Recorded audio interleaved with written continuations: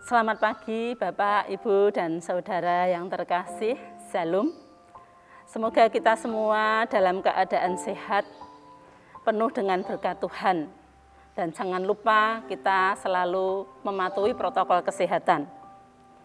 Untuk mengawali aktivitas kita pada hari ini, Sabtu 24 Juli 2021, kita akan merenungkan sedikit dari firman Tuhan yang terambil dari Yohanes 4 ayat 34 sampai 38 yang demikian firman Tuhan. Kata Yesus kepada mereka, "Makananku ialah melakukan kehendak Dia yang mengutus aku dan menyelesaikan pekerjaannya. Bukankah kamu mengatakan 4 bulan lagi tibalah musim menuai? Tetapi aku berkata kepadamu, lihatlah sekelilingmu dan pandanglah ladang-ladang yang sudah menguning dan matang untuk dituai. Sekarang juga penuai telah menerima upahnya dan ia mengumpulkan buah untuk hidup yang kekal sehingga penabur dan penuai sama-sama bersukacita. Sebab dalam hal ini benarlah peribahasa yang seorang menabur dan yang lain menuai. Aku berkata kepada kamu, untuk menuai apa yang tidak kamu usahakan, orang-orang lain berusaha dan kamu datang memetik hasil usaha mereka." Demikian firman Tuhan yang terambil dari Yohanes 4 ayat 34 sampai 38. Bapak, Ibu, dan Saudara yang terkasih, renungan pagi ini saya beri tema makanan yang utama. Kita bersyukur oleh anugerah Tuhan, kita diberi kesempatan untuk menikmati hari baru, dan kita imani setiap pagi berkat Tuhan selalu baru. Bacaan renungan hari ini merupakan bagian dari percakapan Tuhan Yesus pada murid-muridnya yang tertulis pada Yohanes 4 ayat 1 sampai 30.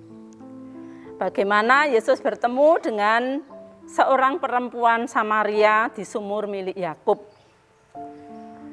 Dalam percakapan itu, perempuan Samaria mengenal Yesus sebagai juru selamat. Sementara para murid pergi ke kota untuk mencari makanan, sehingga yang ada di situ hanya Tuhan Yesus dan perempuan Samaria tadi.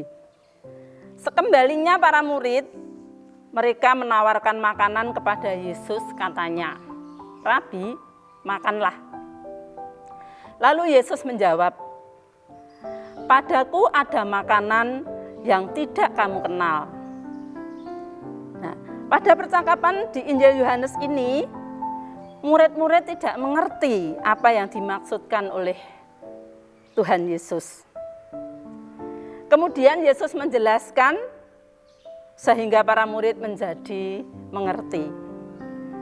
"Makananku ialah melakukan kehendak Dia yang mengutus aku dan menyelesaikan pekerjaannya." Bapak, Ibu, dan Saudara yang terkasih, apa yang bisa kita renungkan pada bacaan ini? Yang pertama adalah makanan utama orang percaya adalah melakukan pekerjaan Allah.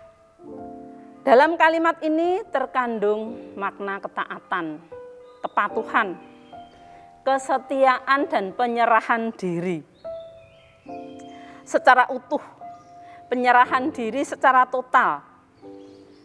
Karena Yesus menyadari benar bahwa Dia diutus ke dunia ini untuk melakukan kehendak Bapa yang mengutus Dia.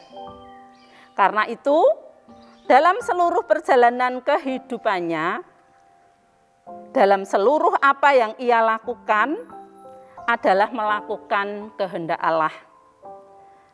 Bagaimana kita memerlukan makanan sebagai sesuatu yang kita konsumsi untuk memberi kita kekuatan dan energi untuk melakukan beragam aktivitas kita.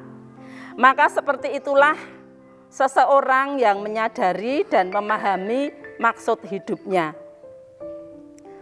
Seseorang yang menyadari bahwa maksud hidupnya adalah untuk kemuliaan Tuhan, maka ia tahu hidupnya selalu melakukan kehendak Tuhan. Bagaimana melakukan kehendak Allah dan bagaimana caranya? Melakukan kehendak Allah tentu ketika kita mencari kehendak-Nya, yaitu di dalam doa kita. Setiap hari pasti kita berdoa kepada Tuhan. Dalam kita beribadah, dalam kita bersaat teduh, dan dalam pembacaan firman Tuhan. Juga dalam berbagai peristiwa yang Tuhan izinkan terjadi dan kita alami, kita nikmati dalam perjalanan hidup kita.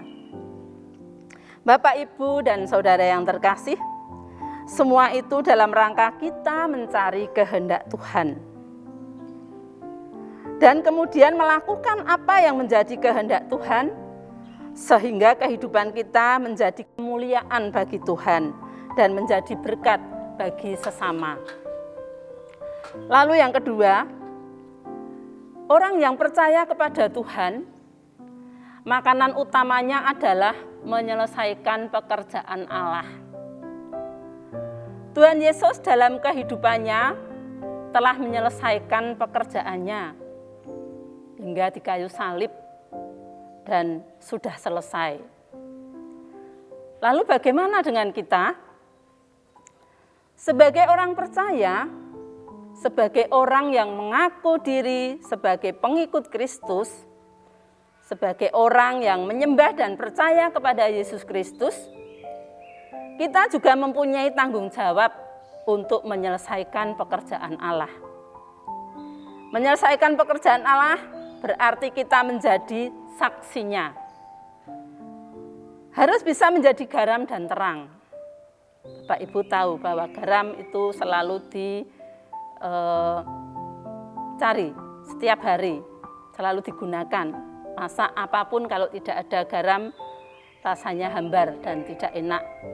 Begitupun hidup kita.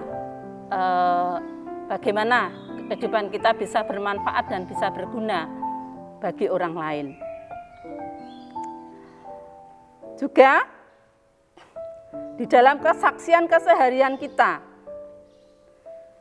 dapat menyampaikan kabar baik, kita dapat menyampaikan berita sukacita, berita keselamatan kepada dunia melalui kesaksian hidup kita, melalui keseharian kita. Untuk itu pikiran kita juga harus positif. Pikiran yang baik, pikiran yang benar, perbuatan kita yang baik, perbuatan kita yang benar dan positif. Perbuatan yang positif, benar dan baik yang memberkati sesama kita untuk kemuliaan nama Tuhan. Ketika kita menyelesaikan pekerjaan Allah, berarti kita juga ambil bagian dalam apa yang Tuhan mau lakukan bagi dunia. Lalu kapan pekerjaan Allah itu selesai? Kita akan menyelesaikan pekerjaan Allah itu ketika kita juga berakhir dalam dunia ini. Jadi pekerjaan Allah yang diberikan kepada kita, mari kita teruskan. Sehingga dunia melihat bahwa keselamatan yang dari Allah melalui Yesus Kristus dan penyertaan Roh Kudus benar-benar menjadi berita sukacita. Kiranya renungan hari ini menyadarkan kita, menyemangati kita, mengingatkan kita bahwa tidak ada hal yang lebih penting dari segala kebutuhan kita. Karena makanan utama kita adalah menyelesaikan pekerjaan Allah. Amin. Mari kita berdoa. Bapa kami yang ada di surga, kami bersyukur atas firman yang telah kami terima dan mengingatkan kami bahwa sebagai pengikut Kristus, makanan utama kami adalah melakukan kehendak Allah dan menyelesaikan pekerjaannya. Mampukan kami untuk melakukan apa yang menjadi kehendak Tuhan. Pagi ini kami akan memulai aktivitas kami. Kiranya Tuhan senantiasa menyertai dan menolong kami. Kami berdoa bagi saudara-saudara kami yang saat ini sedang sakit dan dalam masa pemulihan. Kiranya Tuhan berkati melalui obat yang mereka minum, melalui perawatan keluarga, sehingga saudara-saudara kami dapat segera sembuh dan pulih kembali. Kami berdoa kiranya Tuhan juga segera memulihkan bangsa dan negara kami, dan pandemi COVID-19 segera berakhir. Kami menyerahkan keluarga kami masing-masing dalam tangan kasih Tuhan. Banyak sekali dosa dan salah yang selalu kami lakukan. Kami mohon pengampunan. Dalam nama Tuhan Yesus kami berdoa dan memohon. Amin. Demikian Bapak, Ibu, dan Saudara yang terkasih, perenungan kita pada pagi ini. Selamat beraktivitas, tetap patuhi protokol kesehatan. Tuhan Yesus memberkati. Salam.